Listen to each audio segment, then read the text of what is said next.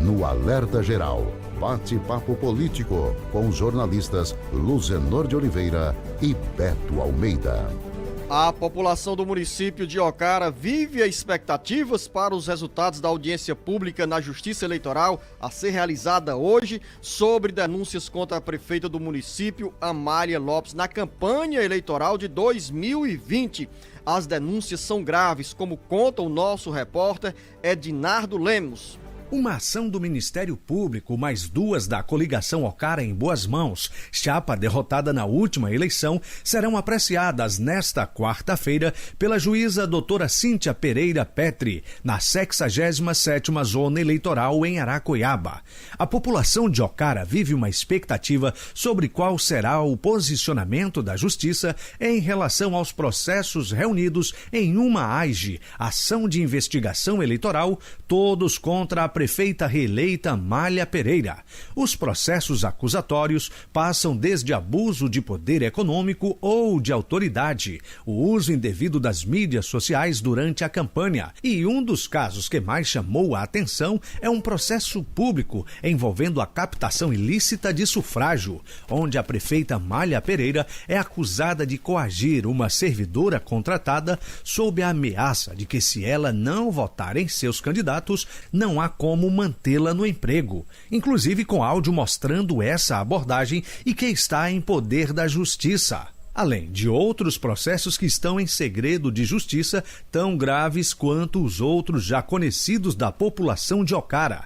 A audiência está prevista para iniciar às 14 horas desta quarta-feira. A prefeita Amália conta com 4 testemunhas e a acusação com 3. Para os que apoiam a prefeita Amália, não há tanta confiança quanto ao resultado. Já a oposição tem certeza de que a prefeita será afastada do cargo. E quanto à sentença, sairá ainda hoje? Bem, vamos aguardar. Culpado ou inocente, só a juíza doutora Cíntia Pereira irá sentenciar. Com informações direto da Agora FM, Edinardo Lemos para o jornal Alerta Geral. Um retrato real com equilíbrio feito pelo nosso correspondente Edinardo Lemos, da FM Agora 107.5, jornalista Beto Almeida, sobre essas denúncias contra a prefeita do município de Ocara, que acaba de ser condenada pela Justiça Eleitoral a pagar uma multa de R$3.000 por uso indevido ou por derrame de pesquisa nas eleições de 2020. É uma condenação que antecede, jornalista Beto Almeida, a essa audiência pública a ser realizada hoje pela Justiça Eleitoral. E, naturalmente, como disse o Edinardo Lemos, deixa a população na expectativa sobre o desdobramento da decisão da Justiça. A Justiça vai cassar ou suspender ou condenar mais uma vez a prefeita Amália Lopes. Afinal, as denúncias, de acordo com as investigações do Ministério Público Eleitoral, são graves. Bom dia, jornalista Beto Almeida. Beto Almeida, a análise política com credibilidade e isenção. Bom dia, Luzenor. Bom dia, os nossos ouvintes novamente. Luzenor, coação em período eleitoral, coação já é uma coisa grave, tá? Você simplesmente utiliza de um argumento forte que você tem sobre o outro para você impor sua vontade, suas determinações, logicamente embutido aí uma certa ameaça caso o coagido não responda às expectativas. É o que parece, pesa nessa denúncia contra a prefeita de Ocara, Amália Pereira. Por que isso, Luzenor? Amália Lopes, mas ela é chamada Amália Pereira, Luzenor, pelo sobrenome do marido. Ela é muito conhecida como Amália Pereira, lá no município de Ocara. Aí tá? Nessa você ganharia, né, Beto? Porque se eu perguntasse onde é que fica mesmo Ocara, aí você diria, né? Diria sim, mas vamos continuar na nossa análise, que o que está agora em questão aqui não é a questão geográfica, é a política mesmo, tá certo? Vamos lá. E aí, o que ocorre, Luzenor?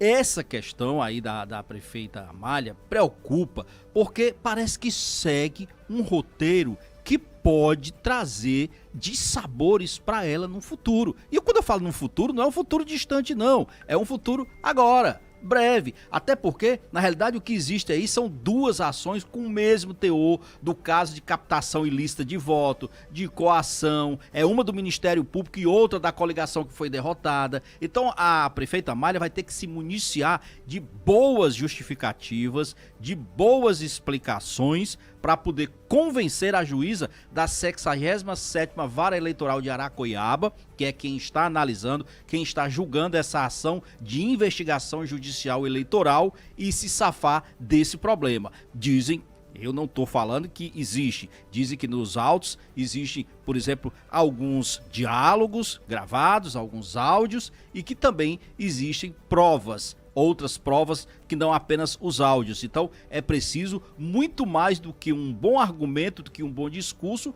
para poder evitar ter esse problema futuro. E aí, Luciano, pode se perguntar o seguinte, isso pode dar em quê? Olha, da Justiça Eleitoral, a gente pode esperar que ela siga com as ações, com as investigações dela e que isso pode resultar, sim, numa suspensão do mandato, num pedido de cassação. E aí é tudo que não se quer no município. Claro, hoje, Luciano, a gente já está o quê? Na quarta eleição suplementar no estado do Ceará. Mas quando existem os casos de denúncias graves, Beto Almeida, a Justiça Eleitoral tem sido implacável. Implacável? Daí por isso que eu estou dizendo que não é. Da prefeita Claro. Amália Lopes de ser pego na contramão dessas denúncias, né? Exatamente. Olha, a história de contratar servidores terceirizados, todos com a promessa, lógico, de votar na candidata, então candidata Amália, e logo depois da eleição serem demitidos, é algo, Zeno, que me parece muito robusto para que a Justiça Eleitoral investigue de forma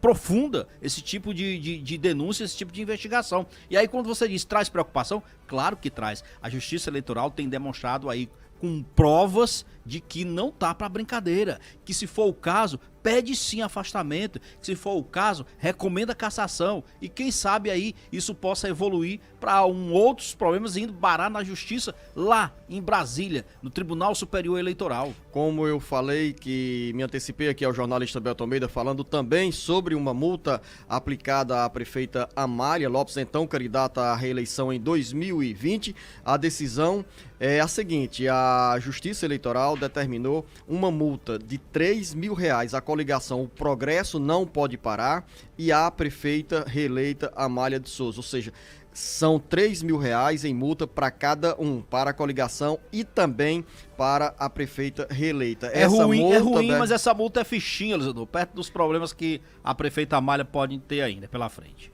Essa multa, Beto, ela tem que ser recolhida aos cofres da Justiça Eleitoral até o dia 24 de novembro. 30 dias após a decisão, foi recente agora, a multa imposta pela Justiça Eleitoral. Vamos seguir aqui na nossa pauta, na nossa agenda do bate-papo político. O Carlos Alberto chega com a informação sobre a movimentação nas eleições ao governo do estado de São Paulo, que pode ter reflexo aqui no Ceará. O pré-candidato do PT, Fernando Haddad, quer o apoio do PDT à eleição no estado de São Paulo. Uma movimentação deflagrada pelo pré-candidato do PT ao governo de São Paulo, Fernando Haddad, para atrair o apoio do PDT, abre caminhos para fortalecer a aliança entre as duas siglas no Ceará. Os conflitos nacionais com as críticas do presidenciável Ciro Gomes ao ex-presidente Lula criaram um fosso na relação entre PT e PDT, e estimulou o surgimento de articulações para uma possível candidatura própria petista à sucessão do governador Camilo Santana. O movimento em prol da pré-candidatura do PT é puxado pelo deputado federal José Ayrton e pela deputada federal Luiziane Lins, mas não ganhou adesão de outros setores do partido, nem estímulo do ex-presidente Lula. Fora do PT, o ex-senador Eunício Oliveira é uma das vozes que endossam uma candidatura petista ao Palácio da Abolição. Mesmo com as farpas disparadas pelo presidenciável Ciro Gomes contra o PT, tanto o governador Camilo Santana quanto o deputado federal José Nobre Guimarães trabalham para a aliança do PT com o PDT ser mantida para as eleições de 2022 no Ceará. As articulações de Fernando Haddad em São Paulo podem contribuir para aliviar as tensões entre os grupos do PT e os irmãos Ciro e Cid Gomes. Com informações do Ceará agora, para o jornal Alerta Geral, Carlos Alberto.